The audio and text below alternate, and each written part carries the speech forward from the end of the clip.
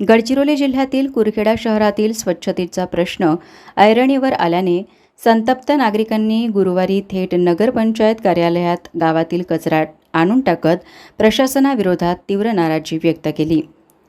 या घटनेमुळे नगरपंचायत परिसरात एकच गोंधळ उडाला असून शहरातील स्वच्छता व्यवस्थेचा बोजावरा उडाल्याचे पुन्हा एकदा समोर आले आहे।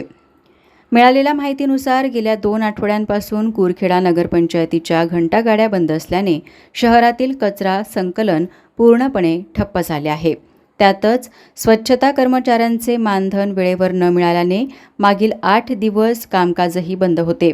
परिणामी शहरातील विविध भागांमध्ये कचऱ्याचे ढिगारे साचले असून नागरिकांना दुर्गंधी आणि अस्वच्छतेचा सामना करावा लागत आहे। दरम्यान कुरखेडा नगरपंचायतमध्ये पूर्णवेळ मुख्याधिकारी तसेच आरोग्य विभाग प्रमुख अभियंता नसल्याने प्रशासनिक कामकाजावर परिणाम होत असल्याची नागरिकांची तक्रार आहे। या दोन्ही पदांचा अतिरिक्त कार्यभार वडसा येथील अधिकाऱ्यांकडे सोपवण्यात आला असला तरी ते नियोजित दिवशीही कार्यालयात उपस्थित राहत नसल्याचा आरोप नागरिकांकडून करण्यात येत आहे। यामुळे स्वच्छता, आरोग्य आणि नागरी सुविधांशी संबंधित अनेक प्रश्न प्रलंबित राहिले असून प्रशासनिक व्यवस्था पूर्णपणे कोडमडल्याचे चित्र निर्माण झाले आहे। शहरातील वाढत्या अस्वच्छतेमुळे साथीच्या रोगांचा धोका निर्माण होण्याची शक्यता व्यक्त होत आहे। संतप्त नागरिकांनी तातडीने कचरा संकलन सुरू करावे, स्वच्छता कर्मचाऱ्यांचे थकीत मानधन अदा करावे तसेच कुरखेडा नगरपंचायतीसाठी पूर्णवेळ मुख्याधिकारी आणि अभियंत्यांची नियुक्ती करावी अशी मागणी केली आहे। तक्रार अशी आहे की मागील 8 ते 10 दिवसापासून नगरपंचायतच्या गाड्या, घनकचरा व्यवस्थापनाच्या गाड्या आहेत त्या कुरखेड्यामध्ये कचरा संकलन करायसाठी येत नाहीत। आम्ही टॅक्स भरतो, टॅक्स जर नाही भरला तर हेच अधिकारी आम्हाला म्हणतात तुम्हाला दाखले मिळणार नाही।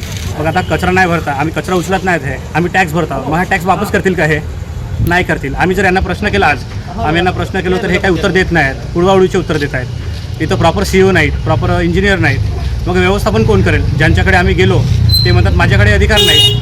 मग आम्ही काय करावं? आम्ही गावातील सर्व युवकांनी एक झालो आणि हा जो कचरा आहे कचरा संकलन केलं आणि इथं नगरपंचायतला येऊन टाकलो।